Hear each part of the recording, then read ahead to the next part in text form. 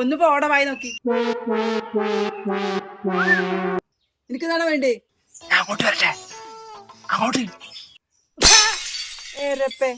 എടാ നീ നിന്റെ വീട്ടിൽ പോയി നിന്റെ അച്ഛനെങ്കിൽ വരാൻ വേണ്ടി പറയും. അയാളെ എനിക്ക് മാച്ച്. അച്ഛൻ്റെ ഇഷ്ടം പോലെ ആളുണ്ടെന്ന് നിങ്ങൾ പറ. അങ്ങോട്ട് വരട്ടെ.